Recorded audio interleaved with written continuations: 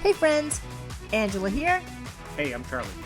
All right, and if you've seen our other episode, Charlie is back. And we're going to bring it in. Boom. Welcome to the podcast. Thank you so much for coming back. My pleasure. Yeah, my pleasure. Actually, before we get into any of this, I want to give you this. This is a thank you for coming. You see we're on location here. Castle Cigars, okay? This place is near and dear to us, right? We love it. We love it. So this is, just my T-shirts here, and this is a thank you. Awesome. Thank you so much. I appreciate it. Right? Just wear it to your next cross reference Abbina and puros and music. Sounds good. So, like I said, if you don't know him, check out the other video. This one we're going to dive even deeper. He is the owner, creator, and would you say, what, like your title? Like you're a chemist, you're a curator of this? So with regard to the making of the soda, I'd say like creative director. Yeah.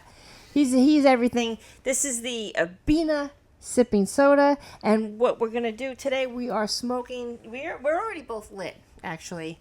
We're going to talk about what we're smoking, which is the West Tampa Tobacco Company, West Tampa, the Attic series, right? We're both smoking that together, and Charlie's going to get into what we're going to pair it with and why, with the flavor notes, because his sipping sodas are made primarily to be paired with cigars. That's right. Yes. Yeah.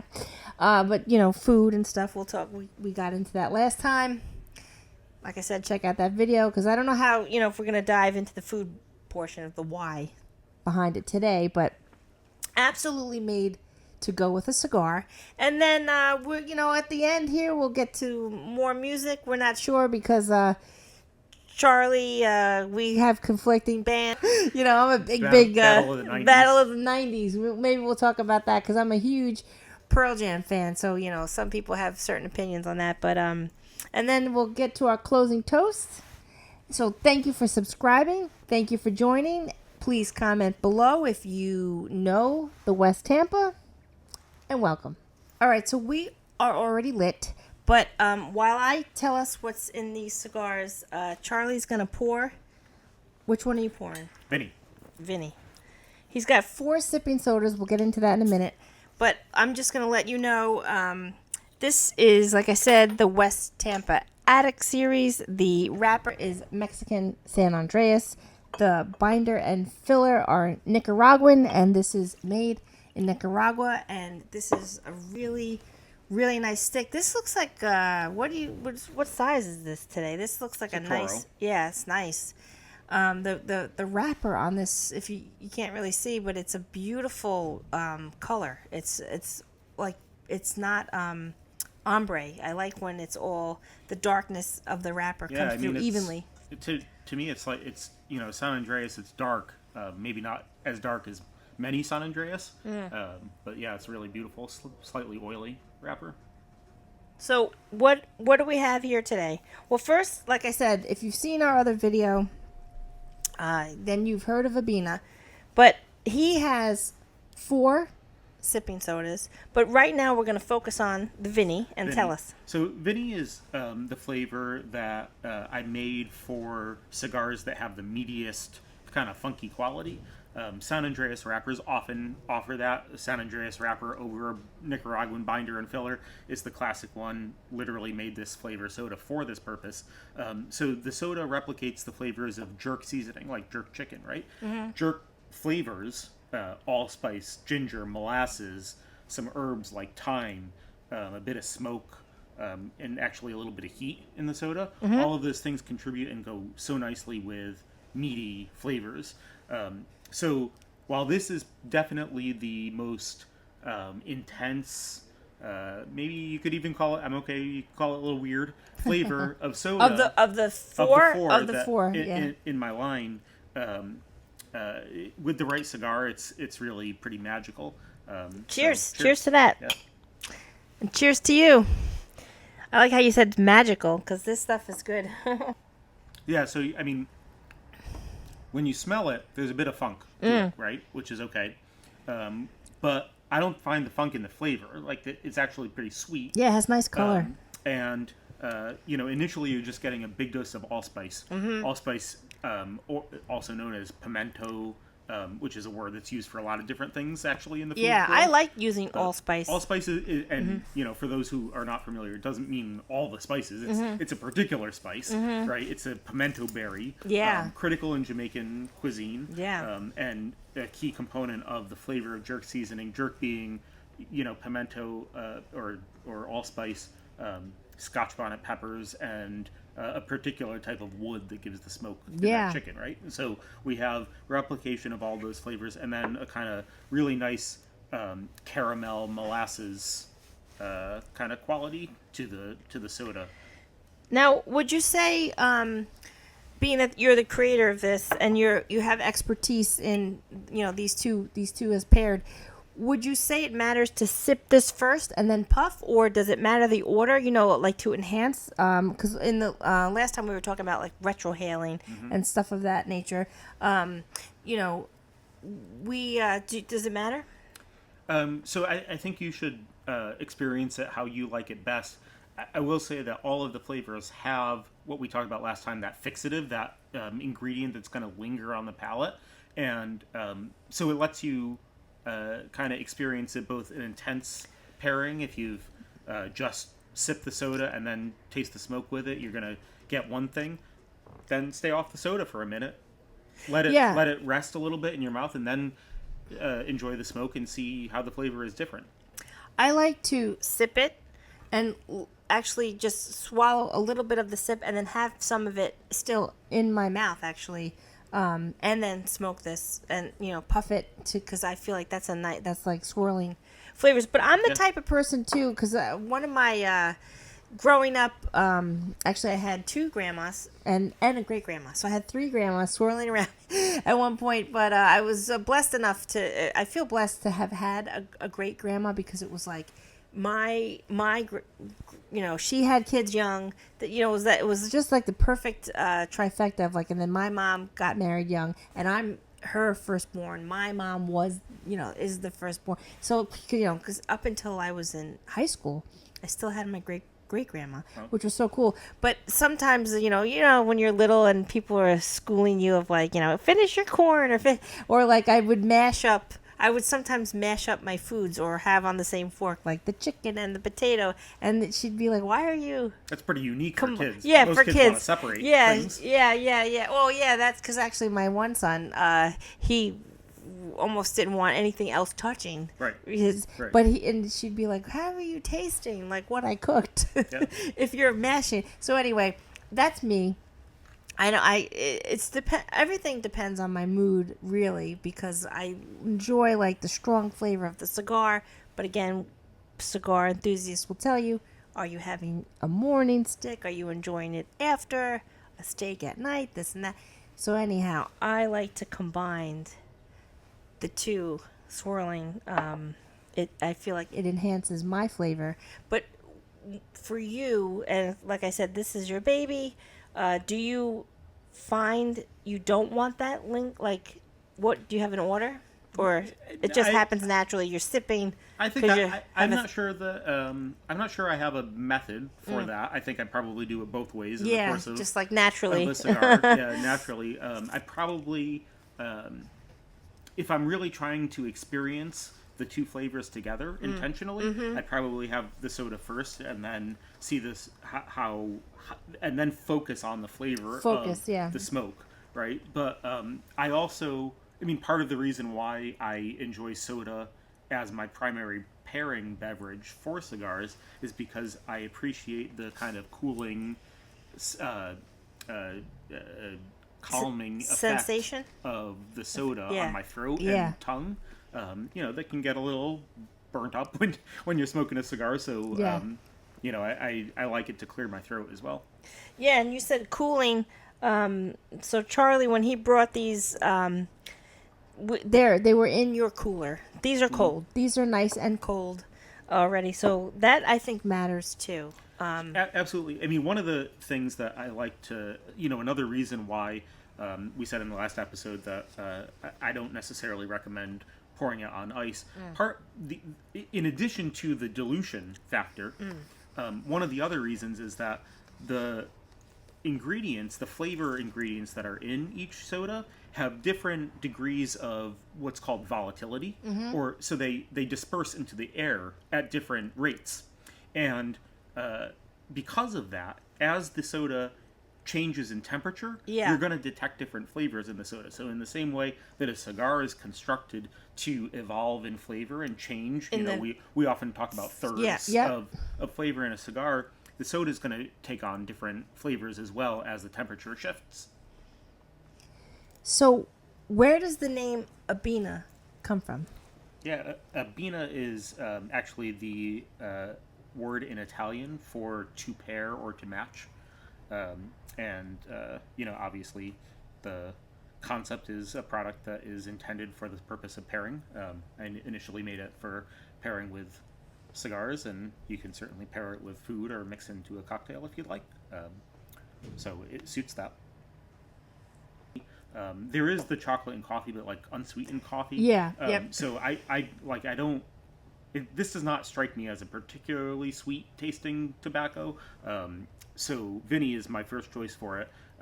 But again, it's up to you and what you want to discover. Yeah, well, everyone's palate is their own, and even you and I, our own palate. It's also season. Could be summer, hot summer, cold in the winter. So also that matters too, because you're very in tune with your taste and what you're looking for, and you're very deliberate with what cigar you're picking. I feel like I'm the same way. It has the, like, when I go, like, especially like we walk in here, we have our own cigars in our travel humidor. Sometimes, but then like if you're more with, like, let's say there's someone you meet someone new in the lounge or what have you, or the tobacconist running the shop is like, oh, come in the humidor. We have this new today. This certain, brand has a new line. Try this. So you're open to that as well, right? But I'm saying, like, you come in here with like what you want to smoke in mind, but then it could shift, because that happens to me. I'll be thinking, oh, I want to have a West Tampa today, but then your buddy or something could be like, hey, come in the humidor, and in a week's period of time, right? Yeah. Like, I want to switch it up constantly, and I love discovering new stuff. I love recommendations. I love friends giving me stuff, and I love giving my friends stuff too. Yeah, me too. We like to switch it up, but here's the thing: the owner, one of the owners, shout out to Rick, the owner of Castle Cigars. We know he just loves the one cigar, and he do what works for you. Yeah. He loves the Punisher. If you watch it now, they have their own podcast, Cigars at the Castle, right? Rick and Mufasa. So he'll tell you time and again, because I usually try to refer other stuff to Rick, the owner, and as a cigar enthusiast, you and I'd say, but wait, you haven't, like, I'm a little bit like astonished. I'm like, you haven't tried XYZ? He's like, nope, and I'm not gonna, because I've tried some in the, he's tried many in the past. He's like, I'm sticking with the Punisher. So and he's like, you can't deviate me from it. he can do his thing. He's a big supporter to our community. He lets Brian come in here and curate an amazing humidor. I love the humidor. Oh yeah, nice here at Castle, selection. Brian's always willing to try something new. And so I definitely appreciate the platform that Rick has given us to mess around, even if he knows what he likes. Yeah, no, I just like I said, I kind of find it interesting. It's almost if I say to someone, like, what's your favorite music, and they're like, I don't even, or do you play an instrument? They're like, I don't even play the radio, no offense, but like, I get so surprised by that. I'm like, what are you talking about? You can't tell me who your favorite artist is? But he's stuck in his, with what he loves, and hey. But for you and I, we'll try, because I also find when people are following this podcast and I'm making recommendations, or I have other videos with like, reviews and flavor notes and this and that, but some people tell me off camera, they're like, you literally say that like 50 different or 30 different companies and cigars are like in your top 5. I'm like, well, I'm very diverse with that. I feel the same way. I don't, it might sound crazy, but I could easily say, Yeah, I could rattle off quite a lot of brands that I really like. Yeah. The one other thing I thought I mentioned, we have been nerding out a little bit. We nerded out a lot in the last episode about this stuff. But I will say also that, like, sometimes, I don't feel like nerding out. Sometimes I just want to relax and smoke a cigar. I do enjoy drinking Abbina, even when I'm not trying to really focus on the flavors and instead just need to enjoy something. But I think the experience of smoking a good cigar, it doesn't necessarily have to be an intellectual exercise. It can be an emotional relief. It can be a calming exercise as well. Oh yeah, I mean, first and foremost, aside from flavor and all that, I echo what you're saying, because I feel like once this is lit, once this is in my hand, relaxation just, Yep. like that calm of like woosah, just comes over me. So you find that too? It's just like relaxing and. Yeah, totally. I want to just give people the pass on really having to intellectualize this stuff. Like we love learning about it, but it's fun. I've been lucky enough to figure out, at least for now, how to make my hobby into my job, this little passion project of mine. But Yeah. It's fun more than anything else, and I wouldn't be doing it if it wasn't. Sure, that's for sure. So I'm going to say a couple things here. So don't worry if you can't taste hazelnut, if you can't taste this and that in the cigar, no worries. And if you can't really taste like the ginger notes in his Abbina, listen, I'm going to put the link right here. It could ship right to you. Check out his website, because it's still, like you said, it's still an overall relaxing. Because, I mean, Totally. honestly, like, okay, I'm going to just say, like, Dr. Pepper, let's say, right? It's, like, famously known for that. There's, like, whatever the number of ingredients. Yep. It's famously known for that formula from back in the day. But, I mean, honestly, can you really tell someone on the street, like, if they would say, quick, what flavor, is in Dr. Pepper? You know what I'm saying? So, and even sometimes when I'm drinking, like, a cherry, like a cherry cola. Yeah. It just... Again, it depends on the temperature of the soda. I'm like, does this even taste like cherry? Well, I mean, it just says it does, but I'm not sure it does. Let's take cola, right? Rather than a name brand, just any cola. Right. Your primary flavor in cola is lime. Like, nobody knows that. Like, nobody's running around saying, I'm drinking a lime soda. Nobody thinks that they're drinking a lime soda, but that's what it is. It's lime with a bunch of other things. Root beer. This is one that shocks people. The vast majority, all root beer that's made today, the primary flavor is actually a compound called methyl salicylate, which is wintergreen. Right, say that again for the methyl. Did you hear that? You don't need to know that name. but drink root beer. Say that 3 times fast. Methyl salicylate. But drink your root beer and think about toothpaste. Think about wintergreen, because that's really what the flavor actually is. Yeah, you said that. If you take sarsaparilla, which is what the root in root beer used to be, sarsaparilla and sassafras, they actually have these kind of minty qualities. And so if you take that wintergreen methyl salicylate compound, right, and you add in vanilla, you add in all of these other things, and some brown color, some caramel coloring. Because it's not the root beer of like 1800s. It turns into root beer, right? So, the flavor is such a complex sense. It's such a complex perception, and everybody, has different anatomy, so everybody perceives it differently. Yeah, that's the fun of it. Yeah. All right, so I think I have to zoom out a little bit. If you can see, we have the castle is a collection point for cigars for warriors, and why I wanted to bring that up in this episode is because I was talking to Charlie, and his dad served during the Vietnam War, and my dad was in the Army. Your dad was in the Air Force. Yeah, so we want to salute veterans and all the men and women that serve. We want to thank you, and we want to just kind of point out, if you go to your local cigar lounge, you probably would be surprised. They might already have like the drop area for this the nonprofit. It's a nonprofit organization, Cigars for Warriors, where they either, I think, do both. They collect the money or the cigars. You could donate.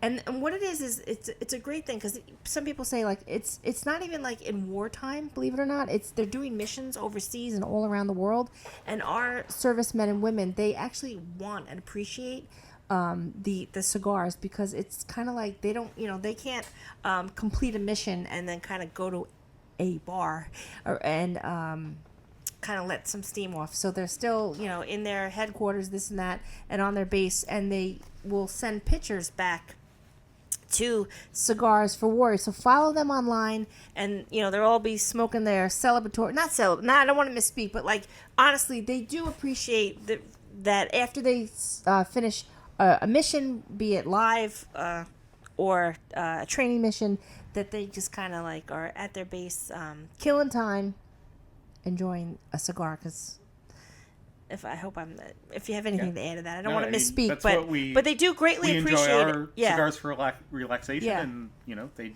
need to relax too, of course. So yeah, I mean they're dropping like tens at that. They like have Cigars for Warriors. They'll fly over like 10,000 cigars.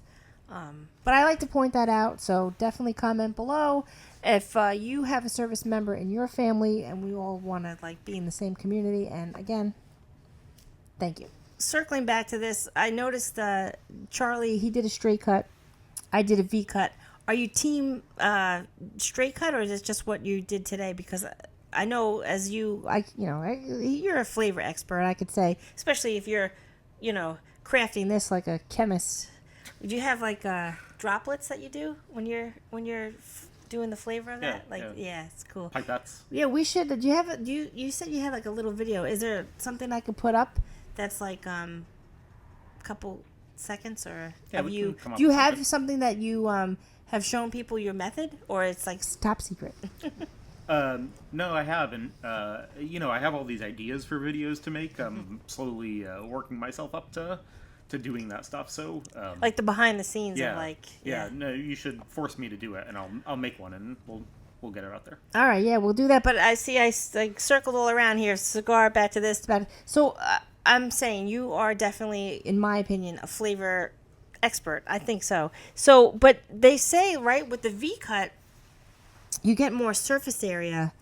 But do you have an opinion on that? Because I don't like the. So I use a V cut on a torpedo. I see. That's what I was getting at. I knew you were gonna say different cigars, different cuts. Because I tend to do the V cut almost all the time. So I knew you would. He's gonna educate us. I think it's a preference thing, right? Like people like what they like. I don't love the feeling of the V cut in my mouth. Oh, okay. And so I tend to do a straight cut. I also love. Do you know the Baller? Which is a cutter by Cigar Medics is the company. Oh no! Tell me about it. And it has a kind of a scoop-like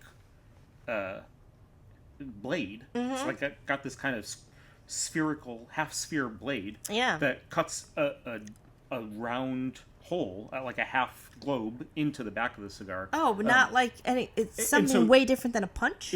It's almost the effect of a punch, except that a punch would theoretically just take the cap off. Oh, right? yeah, interesting. This digs into the filler a little bit. Interesting. So you get a lot of the surface area that you would get with a V cut, but it doesn't have the harsh angles. Oh, interesting. So I really like that one. I like a punch, but punch to me only works well on a very thin cigar. Yeah, like a Lancero or even sometimes a Corona, depending on what size they actually. I used to do punch when I first. I mean, it certainly is easier and safer, right? Like you're less likely to mess up the cap. Yeah. I think the Baller has the name makes me feel a little goofy when I say it, but I do like the product. But I also just like my gold fancy stuff, right? And so I got this cutter with the Abbina logo on it. Oh, look at that! And so I use this one when I'm out and about. He's bowling. I like my fancy. He's a bowler. Fancy gold stuff. Talking about that's nice. Okay, so but would you say more times at a knot you do the straight cut? Straight is definitely my preference. If I have a choice between a torpedo and a Parejo, I'm going with the Parejo. I don't know. It seems more symmetrical. Yeah, interesting. Maybe I'm a little neurotic and I like some symmetry. Oh no, yeah. I tell people I'm Team V these days, and kind of like You're Rick not with alone. the Punisher. There are plenty. I'm not biased in any way. I do what you like. So how are you enjoying that? It's nice, right? I love it. It's again, really savory, toasty bread. All right, so this is Puros and music, so let's dive into some music conversation. We said we were going to touch upon like the 90s. So we don't need to fight about the cigar cuts, but we'll fight about the 90s music. I know, right? Like Team B, Team Punch, Team this and that. Yeah, maybe because I think I told you off camera. People might know. When I was in when I first started college, I was in jam bands. I actually was a music major, but then my family was like, back in the day, how are you gonna make money in the arts, as they say, right? And I was raised by my grandparents, and so I listened to them, and I switched to business. I have a business degree, this and that, whatever. But I've always been drawn to just like playing music. So I did play Pearl Jam on the guitar back in the day. Metallica was some of the. But you, But you're not like the biggest Pearl Jam fan. But you like a couple stuff. Yeah, I know people have some mixed feelings about Pearl Jam, but I have no negativity whatsoever. I'm a big fan. It's not my go-to, but I'm not skipping it if it comes on, right? Like. Have you ever seen who have you seen live lately? I like listening to music, but I reserve my nerdiness for things like cigars and flavors. Yeah. So I'm not a concert goer. Okay. But my wife once brought me to a Depeche Mode concert. Oh. Actually, one of our first real dates was a Meatloaf concert. Oh. Which is weird and wow. fun. Wow. Yeah. That's he must have been making a comeback tour. Yeah, well, that's he's really dead now, but oh well, yeah. I mean, I guess that's not funny, but he's gone now. R.I.P. Yeah, that happened. That just happened during the pandemic. Yeah, I'm not sure. I don't even know, but yeah. So I mean, we went to that concert in 2007 maybe. Okay. Up at SPAC in Saratoga. Yeah. But yeah, it was great, and I like his stuff, but it's eclectic. I like so Depeche. I like my wife and I like the 80s, so he we listen to a passed lot too, of didn't 80s. The No. Depeche guy. I don't think no. Oh no, that was the NXS. You know what's Yeah. weird? I always confuse Depeche Mode and NXS. So no offense to you, fans. But so you saw Depeche? They're good. They got that. What's that one? Good one. Something. I don't know. Well, we're not gonna sing on here, but no, you don't want that to happen. That will ruin your relaxation with the cigar. Yeah, I mean, I like Queen. I like love Queen. And then the 90s stuff, like so I didn't have a lot of music, owning music when I was growing up. But my first cassette tape was Oasis.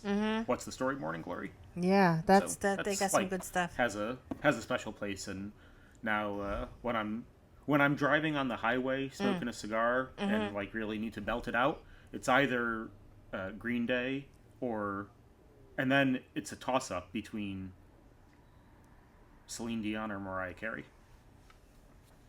It just is what it is, Yeah. And I'm not afraid to say it. I like that. It's good when you driving fast, like driving on the throughway and the highway and just cruising straight away and singing at the top of your lungs. Isn't that that's a feel good, right? Yeah, as long as nobody can see me or hear me.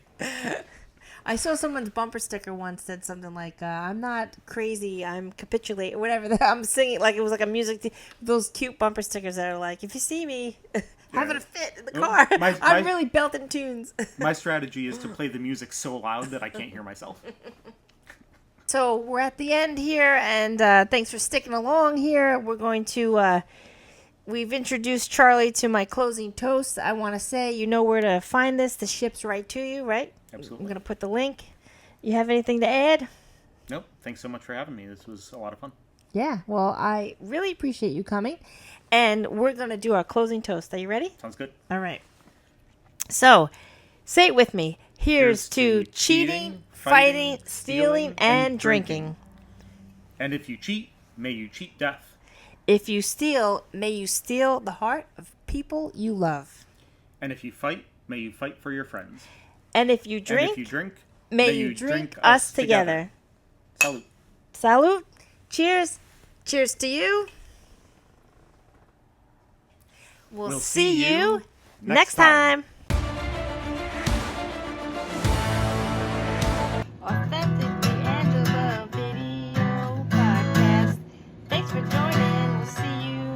next time.